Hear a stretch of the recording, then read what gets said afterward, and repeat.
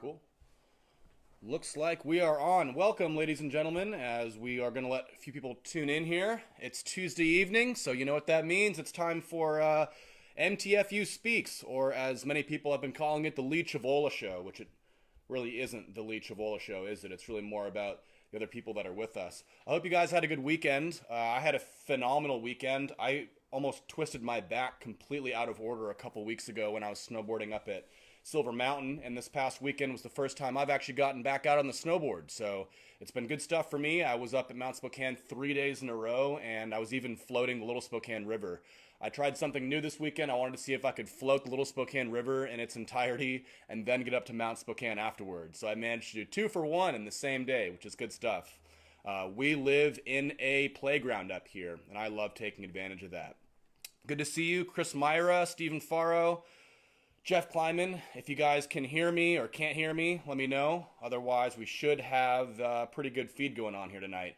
We have an awesome show going on tonight. I've got Michael Miethe here in the house, and it's really going to be a great conversation to have with him because he's gone through some wild transformative experiences from being an MTFU. And I really think that this is a man who has done so much effort, put in so much backbreaking effort into helping people in our community. It's going to be really cool to hear things from his perspective.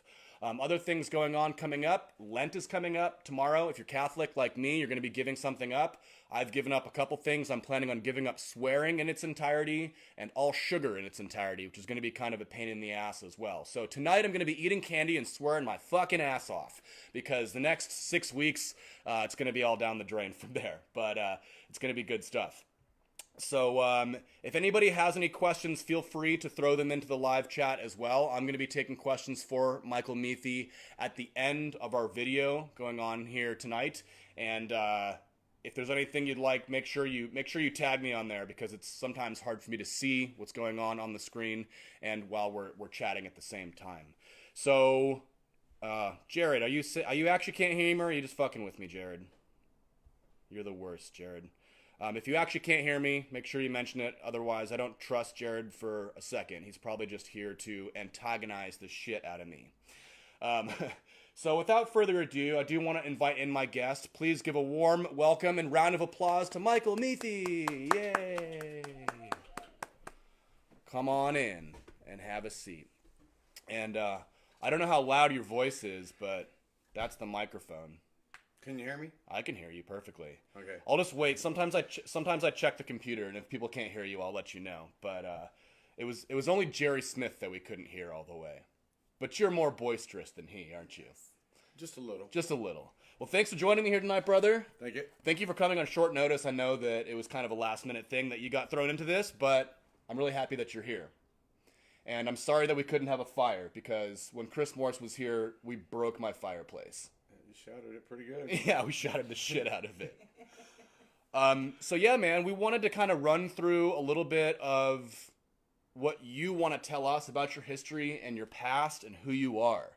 So typically, I like to start with finding out where you were born and what your life was like as a kid. Born in Spokane, Washington. So you're a local. Yep. I've tried to escape, but it sucks me back in. Yeah? It's the mountains, the people. Yeah. Childhood was pretty fucked. Yeah? Yeah. First time I tried to kill myself, I was 9. Speak up a little bit, because this is a good story. All right. How y'all doing? Yeah, I got butted before I got here. Okay, first time I tried to kill myself was 9 years old. Holy shit, are you serious? Yeah, second time was at 12. What emotional turmoil goes on at age 9 and 10 to make you think that was an option? I was being raped and it wouldn't stop. The more I got raped, the more Ritalin I got. The more I got called a liar, the more they put me in counseling, the more they fucked me up. Who was abusing you as a kid? People in my life. They know who they are. I've addressed most of them. And they know I know. They're like, well, how do you remember that shit? You were so young. I remember clear back at 5 when it started. Wow. And did you have parents? I mean, were your parents around? Mom and dad, high school sweethearts, stayed married all their life. I watched them go through utter complete fucking hell. They said move closer to the mic a little bit. Move closer. If you want to scoot to there, that's probably better. Get close here, buddy. Yeah, that's good. We're getting close. So your parents were around. Were they part of your childhood? Yeah. My mom was 17 and my dad was 18 when I was born. When you were born. So Yeah. They didn't really know. They didn't know how to raise children, but they stayed together. My dad worked his ass off. My mom was a stay-at-home mom for a while. Ended up having to get to work. Life was hard. Yeah. We knew how to dig a ditch and shovel shit at the age of 5. I mean, once we left the farm, my life went downhill quick. And then at the age of 12, a man had his way with me at Liberty Lake Summer Camp. And that's when I started playing around with heroin. So you got into drugs at 12? Yep. That's wild. And as long as I was quiet, everybody was happy. Right. Heroin made me quiet. Yes. How did you acquire hard drugs of that nature at that age? I was raised on the east side. Yeah. I was raised around the hood. I was raised in a rough neighborhood. Yeah. So I knew where everything was at. And I have a very big family. Was your huge? Did your family have access to drugs as well? Were they on drugs, or was it you kind of going there was out a on lot your of own? drugs in my family. Yeah. Lots of alcohol. I was raised with the uncles beating the shit out of each other. And I stand there and watch it. I was raised with the cops beating up my uncles when we were having a party at Grandma's house. After volleyball, live music, everybody's getting drunk, having a ball, having a blast. Sure. And just got to watch a lot of violence as a child. Yeah, so that kind of became a norm for you. Yep. Were you in school? Oh, yeah. Where'd you go to school at? I started out at Sheridan Elementary, the old school. Yeah. And then I got to go to the new school. And then through Libby Junior High, that was straight Fs. Then I went on to high school, which was Jance. And now I think it's Havermill. Havermill, yeah. Yeah. And Did you care about school whatsoever when you were there? when I went to Jance, I got an A in computers and auto mechanics. And an F in everything else. That was the one thing that really kind of stuck for you, huh? Yep, computers and auto mechanics. If I wasn't interested at that age, Yeah. I didn't give a fuck. There was no point in putting effort Yeah, in. I was on Ritalin. I was drugged up anyway, so it didn't really matter. So the prescription for Ritalin, where did that come from? I was started on that at the age of 5 when I started complaining about being molested. So how was Ritalin an answer to that? I'm hyperactive. Yeah. Bad. Attention deficit hyper disorder. Yeah. They want me on pills. I won't take the pills. I just smoke the shit out of the marijuana. So it was meant to kind of calm you down, Yeah. keep you quiet. I could take a 5 milligram pill today, and 15 minutes later, I'd be passed out. You could do whatever you wanted to me. So Ritalin knocked you out? Yeah. That's weird. Typically you think it's an upper, right? I mean, Well, I'm hyperactive, though. yeah. So it has kind of the opposite effect Yep. on you. Huh. And that's kind of why I never got into meth. I Yeah. tried it. It was like, damn, you guys are all fucking tweaking bad. And I'm just sitting here like, when's my high going to start? Yeah. Wow. That is a wild thing to hear. I didn't know that you could even be into drugs at age 5, 6, 7. Oh, it depends what you're raised with. Yeah. No kidding. So after high school, where'd you go from there? Did you I graduate? didn't make it, no. I made it about a year, almost a year, and then I ended up getting myself, I was done. Yeah. I figured I'm getting myself locked up. I'm going to get away from this rape shit. Yeah. And You were still being abused in Yeah. high school? then I got myself locked up in the juvenile system. And I thought, any inmate fucking touches me, I'm going to kill you. What did you do to get locked up in juvie? I burnt down a bunch of houses and stole a bunch of cars and ran them into telephone poles on purpose. Just to be destructive? Yeah. For the nature of rebellion? Yeah. They were owned by certain people, and I didn't like them. So it was specific people that you were Yeah. attempting. Not homes with stuff in them. They were abandoned homes. I just knew who owned the property. Right. And you were targeting those people, or were they just random acts of violence and arson? I was targeting those people. Yeah. And you got caught? Well, yeah, two guys I did it with rolled, and I got all the time. Oh, they ratted you out. Mm-hmm. Huh. So it's okay. It's all good. Today, it's all good. It really is. How long did you spend in juvenile? I got out when I was 19. So, how many years were you there? There's a huge lapse in there somewhere. I got locked up at 14. And I didn't get out until it was January something. And I don't remember what year it So was. almost 5 years. 14 to 19. Was that, in retrospect, do you think that might have been a good thing for you at that age? If you were already into drugs that bad, if you were already into violence that bad, it was. Do you think it might have kept you from getting into worse trouble over the course of your adolescence? Before I got locked up, to support my heroin addiction, I turned myself out. Figured, fuck it, they're taking it. Why not get some money for it? I can't stop them. And then, I thought going to prison was a good thing for me. Yeah. I tried to enlist in the military, and they basically told me to fuck off. I tried. Yeah. Be all I could be. Join the military. Be all you can be, right? And then when you got out at 19, where did you go from there? Did you still have family connections? Did you... I came back to Spokane.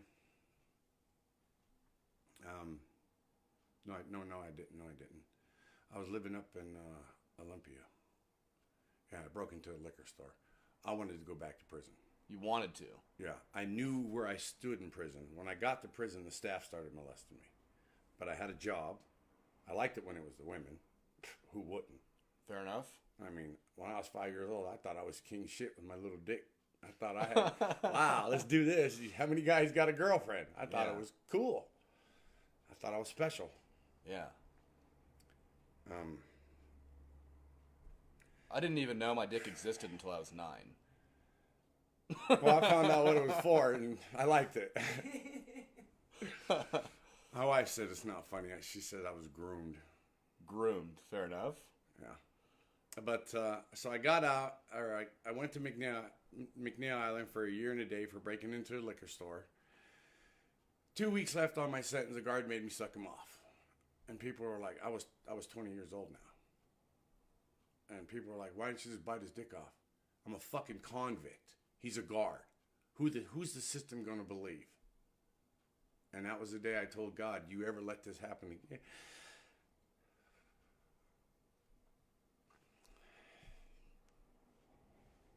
Take your time, brother. I'll kill your kid. I swear to God to him that day, this ever happens again, I'm killing him. I'm done. That's real talk. And pulled that little stunt. Holy cow. And when I saw that, I said, fuck, I'm still alive. Then I cut my throat. With what? A straight razor. I like straight razors. This is while incarcerated? No, this was after getting out. I did it as a child. And then the big one was after I got out. And obviously failed attempts, yeah? Were they They shouldn't have been. Were they cries for help? Did you... No, I was done. Yeah. I was done. I had been done too many times in my life. And I tried.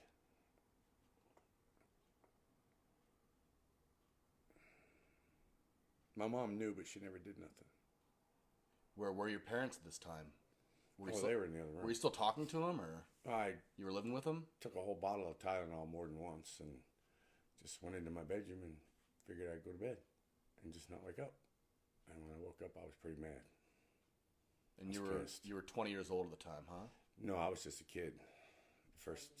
Here I go. I'm jumping around. Jumping around. No, I'm like the Pink Floyd The Wall, the movie. Yeah. That's what he said before this.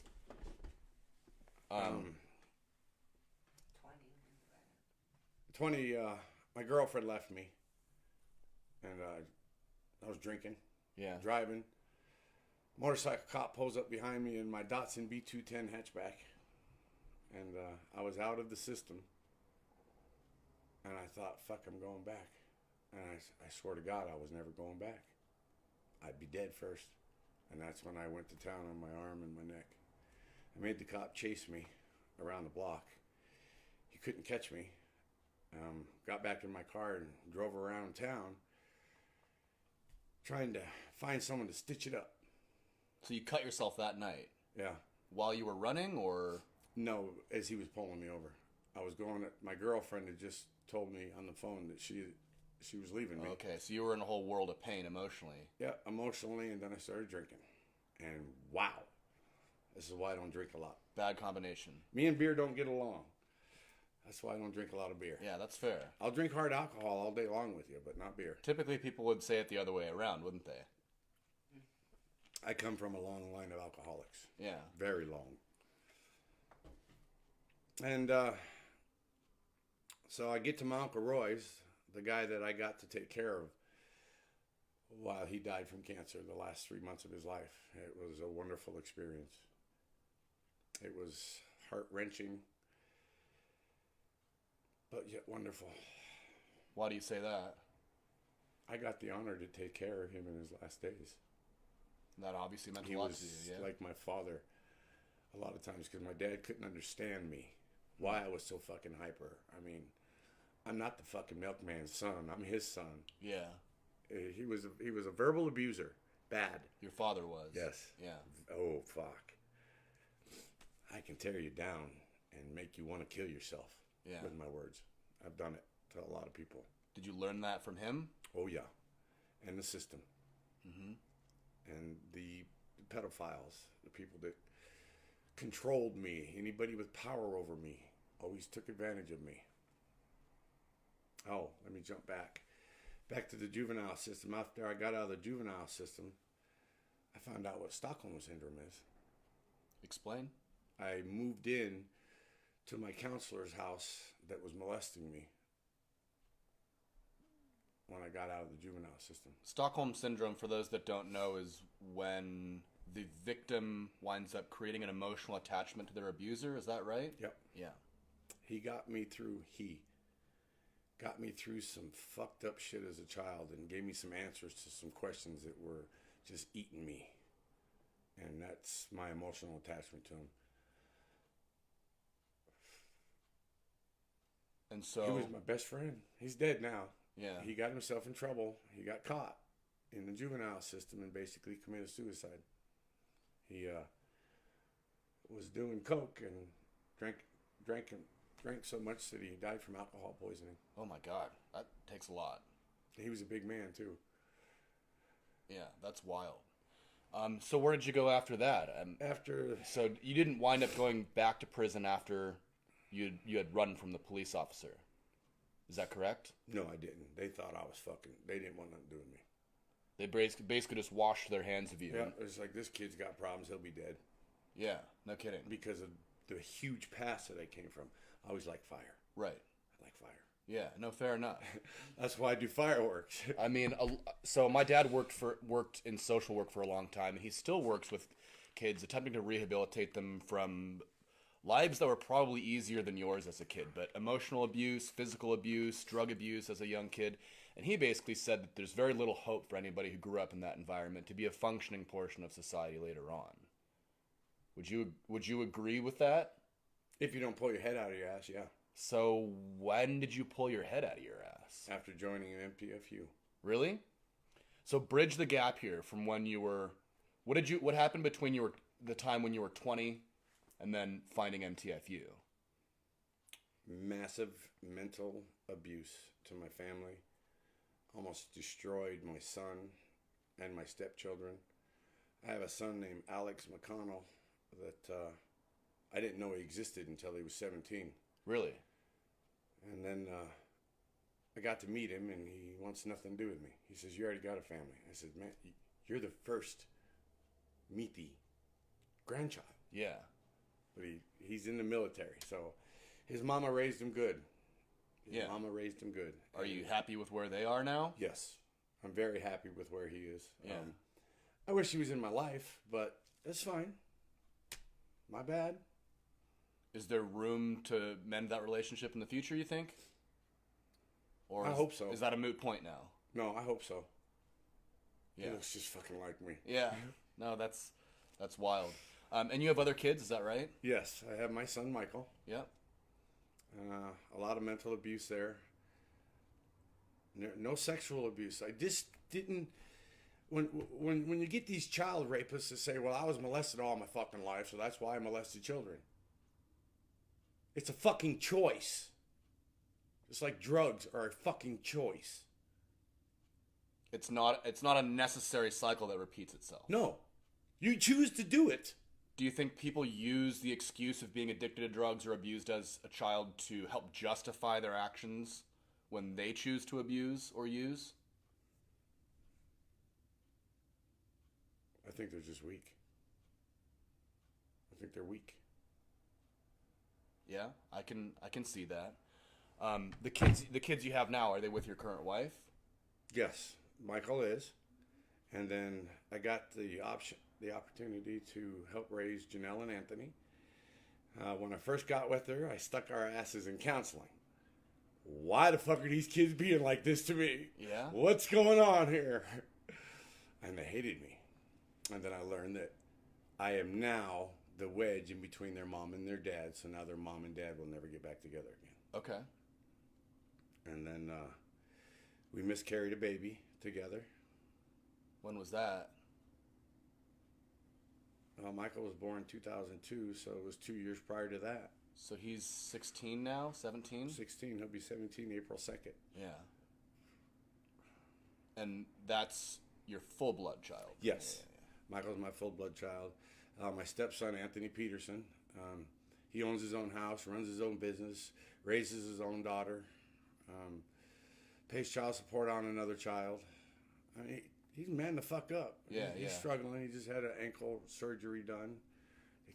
They took a dead person's stuff out of his ankle and stuck it in him. The cartilage? Like, oh, wow. Yeah. No, that's tendons, things like that. The cadaver parts. That was pretty. That's wild, isn't it? Wow. Yeah, they can do that with all kinds of things. And then I mentally fucked him up a lot. Yeah? How so? Verbal abuse? Demeanoring. Never put down a stepchild's father or mother in front of them, because the child will feel that they are a worthless piece of shit too. I see. Because they are part of that other person. Yes, yes. And I learned that through Anthony. Yeah.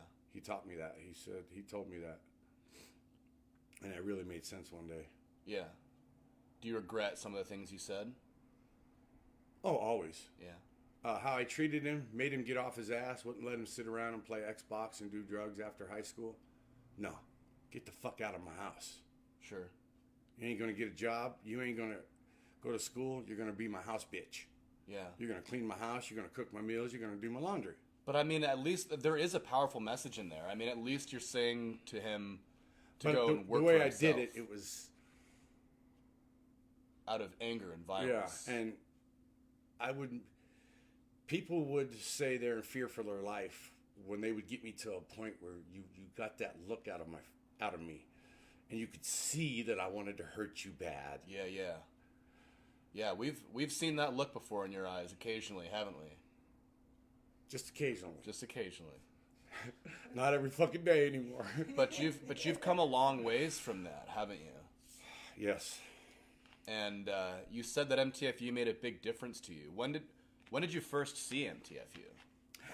I first saw MTFU living in a 22-foot motorhome with my wife and child and my dog. Yep. I was sitting out in my Aunt Carolee's swing, and I was deleting everything off my Facebook because I was going to leave my phone for my son. I was going to get a one-way ticket to Alaska, and I was going to live off-grid. I was going to fucking fulfill my dream. I've always wanted to go to the mountains and live in the mountains. Just, yeah, kind of someplace remote. I used to tell my mom, the mountains are calling me, and she'd say, well, what are they saying? Come home. What was the reason for that desire? Did you want to escape the troubles that you had with friends, family? That too, past? But there just something feels so right being in the woods. It just feels so real. You and I share that. it like regenerates me. It's, I understand. I totally understand. You know, I kind of have that same yearning desire to somehow just kind of let go of everything and pull a Chris McCandless. Have you ever seen Into the Wild? He just kind of burned all of his money from his pocket one time and just disappeared in the forest. And disappears and dies out in the woods because he ate the wrong thing, because he was flipping on he wasn't paying attention. Always read the full paragraph before you eat that shit. Yeah, correct. He definitely made some mistakes, but yeah, no, I mean, that allure appeals to me as well. And so you had a Facebook, so you had it before. So as I was deleting everything, just as I was getting ready to delete, literally MTFU pops up. Boom. Did someone added you into the group, or I don't know, or you just saw it somehow? I don't. It just boom. It was just all of a sudden the whole damn phone. Well, fuck it. What did you first see? Like, what do you remember? What you saw in MTFU at first? What caught your attention? The logo? Yep, the logo. It almost when I first saw it, it reminded me of something almost militaristic. It almost looked like a veteran's military tag. Is that what you saw?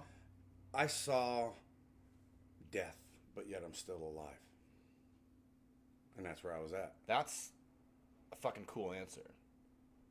Yeah. And you looked closer, obviously. Mm-hmm. Oh, yeah. Oh, do you remember how many people were in the group? I'm trying to picture when it was. Because you've been in since before I was in. 2 years. I joined at the September, October. Doesn't it say on my profile? when you joined? Yeah. I think so. Oh, my phone's off. It would take a minute to charge it. I'm not sure. I'm on the computer here. I'm on my cat's Facebook, so I can. Yes, my cat has a Facebook. You were talking about how you stalk. Yeah, no, it's just so I can watch the video and see the comments since the iPad is filming. But I know you were in from well before I was in, because I joined probably 8 months after the group was formed. So you were probably in the beginning. Dustin Fedak says something like an admin had to approve back then. So somebody added you in. I don't know who it was. But it just, boom, there it was. And I did a GoFundMe account, and that was a fucking joke and a half. Why did you make a GoFundMe? Well, somebody said, go make a GoFundMe account and see if you can't get the funds donated to you to get first, last, and damage deposit. So you could move? So I could get into a home, because I was losing my family. Yeah. And we were really scared about winter. The furnace was old. Where were you living at the time? We were living in a 22-foot Winnebago in my Aunt Carol Lee's driveway. Okay. We were the people that you pray to God don't pull up in front of your house. Yeah. Fair enough. But if we did, it would be cleaner than what it was when we showed up. when we left. I promise you that. The grass would be green and edged and everything. So did you put the GoFundMe in MTFU, or was there maybe a thought of trying to combine the forces? Facebook. Did it on Facebook? Yeah. Because I was new to this thing. Michael goes, Dad, you know the amount of money you're spending for the home phone, you could get a cell phone and you could surf the internet. Like, okay, you little fucking smartass. So I checked it out, and sure shit. And I wasn't really sure how the GoFundMe thing was and all of this stuff. And, yeah. And I got a few really bad PMs saying, you're a deadbeat dad, because I told about the story how I dumped 10 grand into a house that I thought I was supposed to be buying. And then I did so many upgrades to it that she wanted 150, and we didn't qualify for 150,000. Yeah. And that's how we ended up in the motorhome. So the house you were living in, you put a bunch of money into it, and then she wanted 150,000 to buy it, and you couldn't buy it for that. No, and her husband set it up to where he got us in the first-time home buyers program, and we didn't qualify for 150, so we didn't get it. And she basically said out, and then played stupid, like, oh, I can't find the receipts. We got stuck paying $5 grand. We got stuck paying $5,000 of the stuff that I put into their home. I didn't charge no labor, and that was kind of. I wasn't physically raped, but that was to me a raping. Yeah. You fucking stole $10,000 from me just now. Yeah. You popped my dream. I mean, I rewired this fucking house. I replumbed the house. I built a greenhouse. I built a pond, a fire pit. Yeah. a labor of love there, and Brand then new someone and then fence. someone takes it all away from you. It almost feels like something was stolen from you, doesn't it? Yeah, and that put me in a really dark spot. And a couple people came out and said, "Oh, you're a deadbeat husband. You're a deadbeat father. You kill yourself. Send your wife my way. I'll teach her what a real man's about." These are the responses to your My the GoFundMe thing, yeah. because I posted that out there. So I didn't leave it out there long. I wanted to be enraged and hurt people. I was getting to that point, and that's why I was needing to leave. Yeah. And but you did it. and I made that fucking retarded ass video. I watched it. What? That video that I made about me breaking down saying, "You motherfuckers are right. I am a deadbeat husband. I am a deadbeat dad." And that's when Chris Morris and Rick Clark came and grabbed me. I don't remember that. Yeah. Well, it was Chris Morris that came and grabbed me.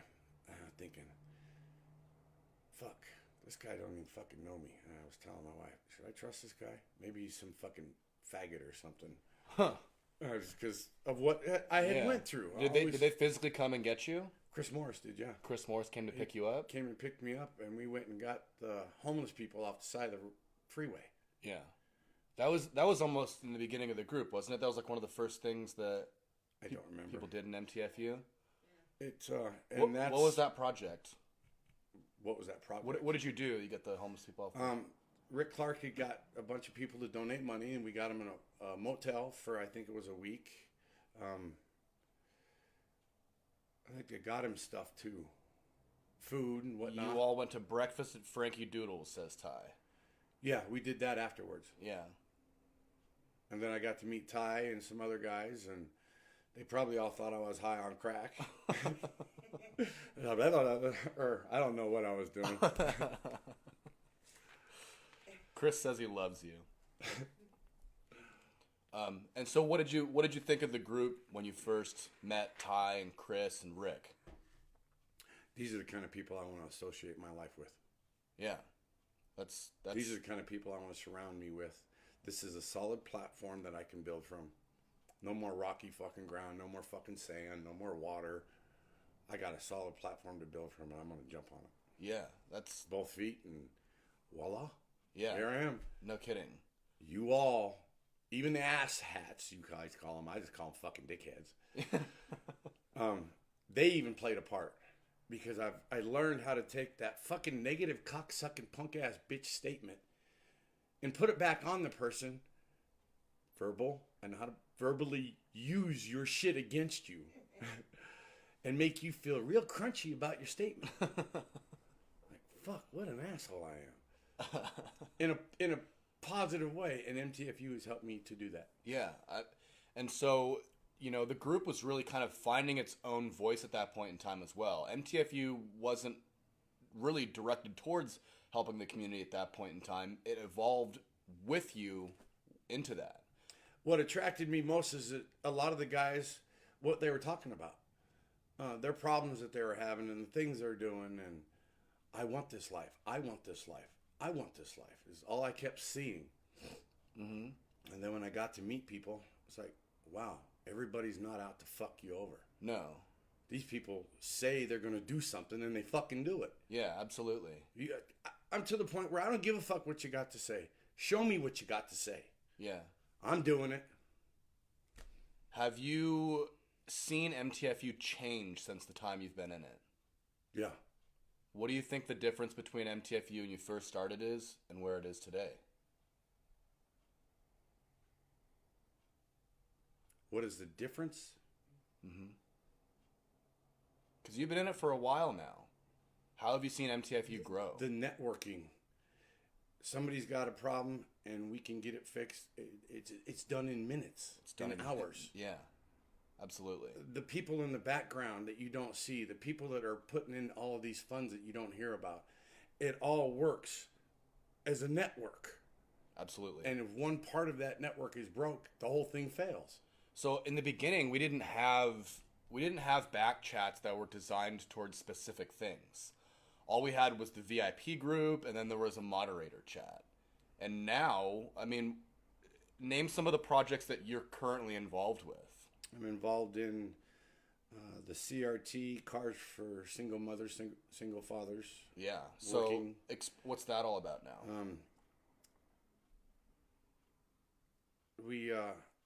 We're going to be getting cars donated to us, and we're going to be donating those to people that are like got a job and going to school and trying to raise a family, and they don't have a vehicle, and it's real hard to get back and forth to work or school or whatever. We're going to get them a vehicle. When the vehicle makes a big difference for them to help. And at first, it's going to be rough. It's going to be hard, but we're going to get to the point where I'd like to see.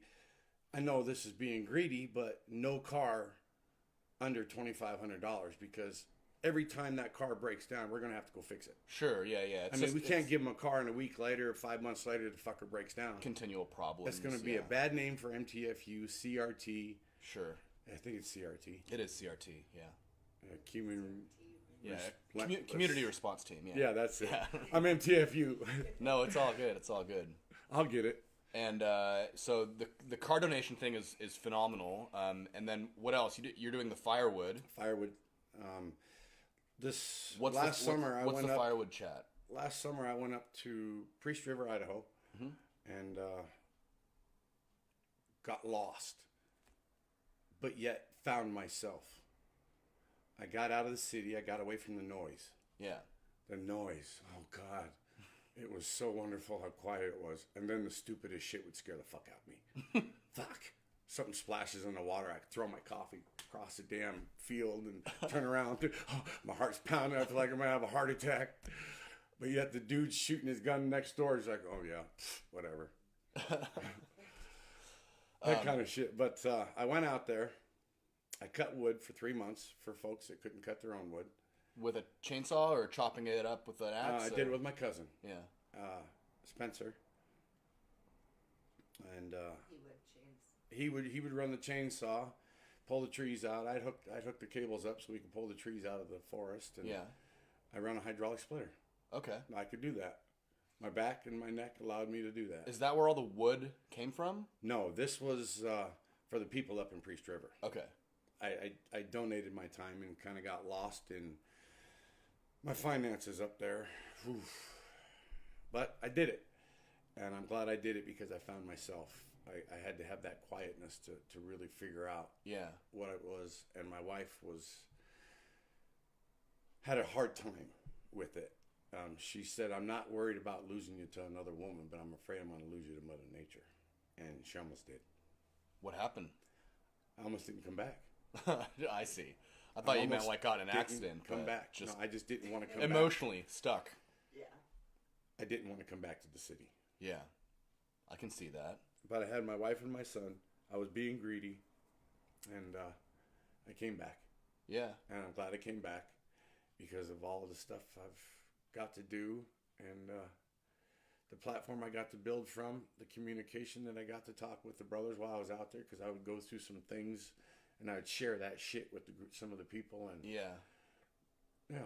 And so how much wood have you donated now, do you think? Oh, God. Because the firewood chat, if you haven't seen it, these guys bust their ass I'm in constantly. You guys are giving wood. So you're donating wood to people that need it, people that can't. People that need it. People that can't heat their houses. There's a fine line there. Yeah. Because some people can get their own wood, but they're just too damn lazy to get off their fucking ass and go get it. Sure. I'm not going to help you if that's the way you are. I'm sorry. I know that's negative. Have you told people no? Yeah. I have told people no. Yeah. Because you think they have the capability. Well, I check them out. Yeah. I Facebook stalk the fuck out of you. Sure. I get to know who you are. I want to know as much possible about you as I possibly can. I check out your friends' Facebook and your other friends' Facebook. I go over excessive, and there's been a couple people I've turned away. So who's the right person to donate firewood to? Who have you given firewood to? Most of it's elderly. Yeah. Most of it are single parents that are having a hard time, and this extended winter is what has really pulled more people out needing wood, and that wouldn't normally need it. Right. And those are the kind of people we help. Yeah, that's awesome. You've done all kinds of other stuff. I mean, not even just with the big chats, but just little acts of kindness here and there. What would you say are some of the most influential moments in MTFU? What are some of the favorite projects that you've taken on in MTFU? The firewood. Firewood, yeah. But I'm 50 years old. I can't do it no more. Yeah. I can't do it like I was doing it. Physically, Okay. it's very taxing. Yeah. 50 is hitting me hard. Yeah. I What feel like I'm hurts? 25. What hurts? The back, the neck. Back, the neck. The muscles seem to do good, but the frame is fucked up. Yeah. No, I can see that. I built some pretty good muscles this summer, Yeah, I believe that. and now it's all gone. And It's like fuck. but you guys have also spearheaded a couple other projects. Weren't you part of the wheel? Didn't you build a wheelchair ramp for somebody? I've helped build 4 wheelchair ramps, 4 of them now. and the second one I helped build was an ex-girlfriend from Libby Junior High. So that's MTFU reunited me with her. Yes, that's awesome. She had lost her legs to cancer. Yeah. A lot of people in my life have died from the cancer. I've Yeah. had quite a few or been physically attacked by the cancer Yeah. where they've lost limbs. But did the wheelchair. I'm part of, I've done a couple of roadside jump starts, work on some cars for people. Because there's the roadside assistance chat now too. Yep, Yeah. I'm in that too. You're in the roadside assistance chat. Yep. So the roadside assistance chat. What are you guys doing with that? You're basically We pull people out that get stuck in the ditches, change flat tires, batteries, jump starts, pretty much anybody that's in the group. brakes. They can find if they find or hear about somebody that's having issues on the side of the road. They throw it in there, and one of you guys usually goes out there to help them out. Well, that too, and then somebody might be down and out on their luck, and they need someone that's mechanically inclined to come and take a look at something. Yeah, fix up and a car. they do that. Have you worked on people's cars? Because you're pretty handy, aren't you? Yeah, I've done quite a few things. Most of the time, I'm pretty quick at it. Yeah. I can tell you what it is just by the way you explain it to me. I've had a few people come to me that way. It's like, wow, that was fucking spot on. Where did you learn all this mechanic work on cars? I gotta say it. My first head job was on a 68 Plymouth Fury 319. Yeah. Or 318. It's the car I got in my garage today. 12 years old, my dad taught me. My grandfather used to stick his finger in a spark plug socket while the engine was running and then call me over. I'd come over, there was a stupid little kid going to see what Grandpa's doing, and he grabbed me. Fuck. He was a logger, so his hands were freaking huge. Holy shit. And I couldn't get away from it, jumping up and down. Yep, that one works. So it shocked you, huh? Oh, shocked the shit out of me. Oh God. How could he handle that? Because electricity goes through you and shocks the person Oh, on the end. shocks the other person. Yeah. Holy shit. That's kind of a sick trick. Well, I got to play with a lot of electricity too as a child. Yeah, I no used shit. to shock myself on purpose. There was a question in here, actually for your wife, if you think Michael's involvement in MTFU has been better or for worse for the long run. The best thing that's ever happened. She said it's been some of the best stuff that's ever happened. How do you feel in your heart versus where you were a couple of years ago? Because you told me before we started filming that you were in a pretty dark place before you came to MTFU, yeah? Yeah. How do you feel today? Life is wonderful. Why? Life is beautiful. What changed inside of you? I quit letting the rage control me. I quit letting the anger that other people would cause me to have control my day, control my mental stability. I mean, I was getting lost in the rage. I was going out where we lived before. I was fighting people in the parks that were doing drugs or fighting. You were looking for ways to let the anger out, huh? Yeah. One guy pulled a knife on me, and then I went over to him or something and ended up taking the knife, and I tried to cut his throat. But for some reason, I couldn't get the knife to his throat, and that was God watching over me. I've become very religious since after joining MTFU. I know religion has nothing to do with MTFU, and I think it's good not having it in here. It's just not Or a discussion politics. topic. No, yeah. it's not. It fucks everything up.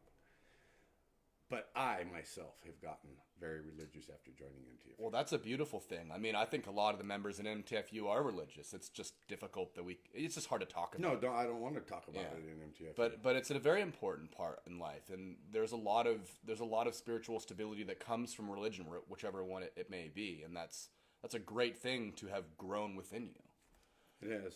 Is there still a lot of anger inside of you? Yes. The rage is still there. The demons are still there. The fucking voices are still there. If I sit in my house too long, I start thinking my wife's fucking cheating on me. Just because it spirals in your brain. My brain fucks me up. Sure. I gotta stay busy. I gotta stay doing 20, 30 things. And do you find that there's a bit of a cathartic release when you go out and spend this effort and energy and work helping others in the community? I take that rage and I use it for the good. Sure. Yeah. It's still there. It'll never go away. Yeah, absolutely. But I'm going to use it for the good. I'm not going to let it use me. Yeah, absolutely. It's like a drug I choose not to use. Is there something that you would like, a project you would like to see in CRT or in MTFU that has yet to be addressed? Are there issues you see in our community that you would like to step up and take control of? Oh shit, there's hundreds. But I gotta, my plate's full. Yes. I know when I gotta back away from a few, I've left a few chats and Sure. a few groups, and it's like, this is just too much. What's the most meaningful one you're involved in right now? MTFU. No, I mean, is it like the firewood, or like what project do you think is the most close to your heart right now? Firewood. Yeah? Why is that? I know what it's like to be cold. Yeah, to be cold, for sure. I got to watch my parents, well, I should say my dad, burn our furniture to keep us warm. No shit. And he's working, but he just wasn't making enough. Yeah, no kidding. Would you say you've made some good friendships in the group as well? I've made lifelong brotherhoods. Is there anybody in the group that you want to thank, or is there anybody that is really important to you that has made a big difference in your world? Chris Morris. Chris, for one, absolutely. Chris Morris, Rick Clark, Ty Johnson, oh goodness, Brett Freeman, Bill Weldon, Trevor Villette. Oh God, guys. Yeah. The whole list goes on, doesn't it? I could just keep going. Those are just the ones that are most active, I guess, I see on my page for some reason. Yeah, no kidding. I mean, those are some of the greater men that we've got. Do you think you ever would have come into contact with them or even realized who they were as people without the platform of MTFU? No. That's what I think is a very strong point for MTFU. Yeah. Men seeing that it's okay to be fucked up and have these thoughts and these emotions and these feelings. It's the group is like a great big counseling session. Almost. We all teach each other, well, this is how I deal with it. This is how I deal with it. Yeah. This is what I do about it. And it's, oh, fuck yeah. Oh, fuck yeah. Yeah. And before you know it, everybody starts doing it. No kidding. If that ain't moving mountains like Norman says, we're moving fucking mountains, brothers. Mountains. MTFU, I mean, clearly changed the entire trajectory of your life in the past couple of years. Mm-hmm. More so than anything else before that, it seems like. Mm-hmm. And that's everything was a rocky platform that I tried to build on. Yeah. And it almost seems like there are so many different characters in MTFU, so many different people that have experienced pain and worked their way through it, that when you come into crisis mode, there's people that have experienced that can tell you how to get through it, how to do it. And you're one of those giant beacons. There are very few people that go out in the community and put hands on as much as you do. And that was one of the reasons that Chris and I wanted to come and have you on today, is because there's dozens of people that are in similar positions as you were. And I think, for instance, one time I kind of got on somebody's case on MTFU because you posted about some community work you did. And they were like, well, if you're going to post about it online, then you shouldn't have done it anyways. What do you have to say to that? I don't do it for recognition. I do it to show you can be fucked up and still turn around and make a difference in the world and not stay fucked up. Yeah. Get your head out of your fucking ass.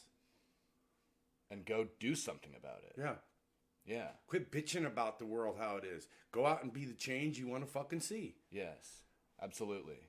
There's just been so many different people that have said, MTFU's never done anything for me, never done anything for me. It seems like the things that you've done for MTFU are the things that have changed you. Giving has really quieted down your rage, it seems to me. Yes. To go out and help thy neighbor. Keep my word. Man can't take my word away. I give you my word, you know it's gold. Absolutely. I mean, expressing love is a very healing thing. And when you go out and give to your community, it can help patch up some of the damage that you've had in your past. My grandma always taught me to give hugs. Yeah? Hugs can help a lot. They can take that stress off that person's shoulders and they don't even realize it. Just give a hug. And do you feel that way now? Yeah. And pictures are worth a million memories. When you lose everything and all you got left is your pictures, you got everything. Because you're pretty often out at all the events. I try to be, yeah. You're always posting photos.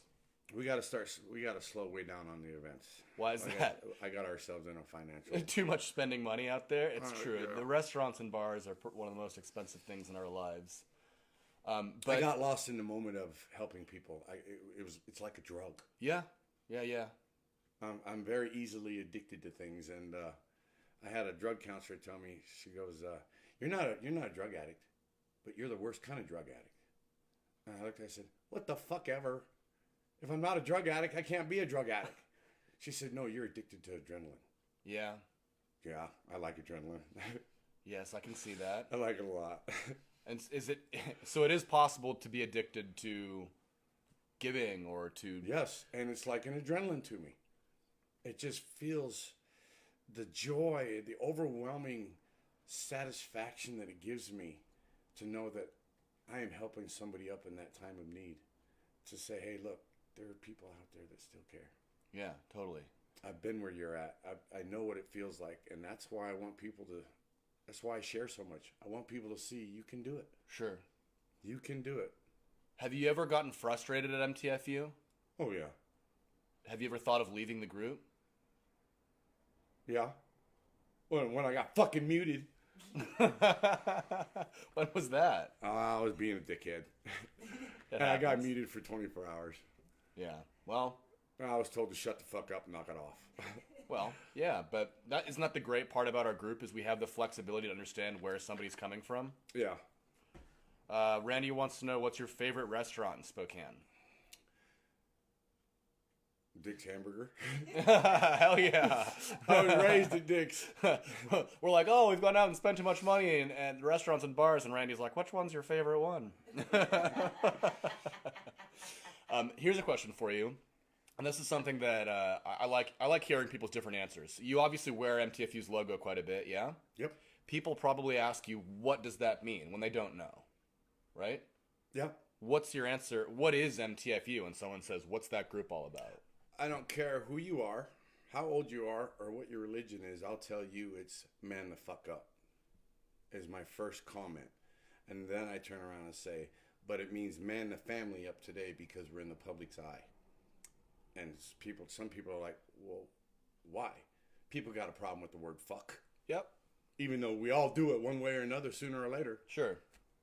But it's a big no-no. So. Oh, the name doesn't actually encapsulate how diverse the group is and what it's actually for. But when someone says, what is MTFU and what do they do? What do you say? We're restoring faith in humanity. How? By building wheelchair ramps, giving designated drivers right, or being designated drivers. There's a suicide prevention group. There's cars for single parents. There's a firewood group. There's a clothing group. There's a food bank group. Absolutely. It's hard to encapsulate in one small answer, isn't it? It's difficult. And then people start, when I keep going on, they start looking at me like, okay, shut the fuck up now. it's easy to keep going, snowballing on it, isn't Yeah. it? Yeah, no, that's a great answer. Do you ever participate in what some would consider the bullshit of the page, in the memes and the jokes and the things that are on there? Oh, yeah. The fun part of it? Yeah. I'd be very selective of what I like because I posted some shit that I thought was pretty fucking funny. And I get a lot of shit deleted. Oh, well. I don't give a fuck. Yeah, I mean... It's good.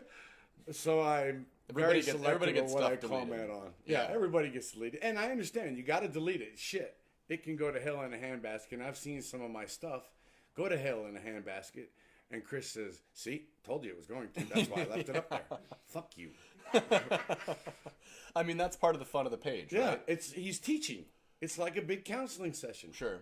Yes. And I never thought that Facebook could be anything positive. Yeah, Ever. That's fascinating. I've heard so many people sit in that chair and say, "I never thought I would enjoy Facebook until I came around to MTFU." Yep. I hated Facebook. It was all fucking negative and politics, and Yeah. I was done. It's in some ways, Facebook seems to me like online narcissism. It just gives someone a platform to show about how great they are and how much great stuff is in their life. And MTFU almost did the exact opposite. It allowed people the opportunity to put great things into other people's lives. Yep. And that's something that's really neat. So, in a bit of conclusion, do you have advice for anybody that's been through some of the similar trials and tribulations that you have in your life? That you've seen? How can someone pull themselves out of anger, out of despair, out of abuse the way that you have? Take what's happened. Let it fucking go. Why is that so important? Because once you let it go, say, okay, it happened. It fucking happened. What can I do about it? It happened. There's nothing I can do about the past. And if I had a chance to change the past now, would I? No. Because I wouldn't have my wife and child today. Sure. So I had to live through that shit to get what I got today. What I got today is, I'm not saying it was worth going through, but it was kind of worth going through. I mean, nobody's ever made perfect decisions throughout their entire life, right? You gotta like yourself. Yeah. I love myself today. Do you? I like the man I see in the mirror. Do you? I do. Oh, you look great to me. I like the man I see in the mirror. Before, all I saw was hatred, anger, despair, depression, worthlessness, hopelessness. What do you see for your future now?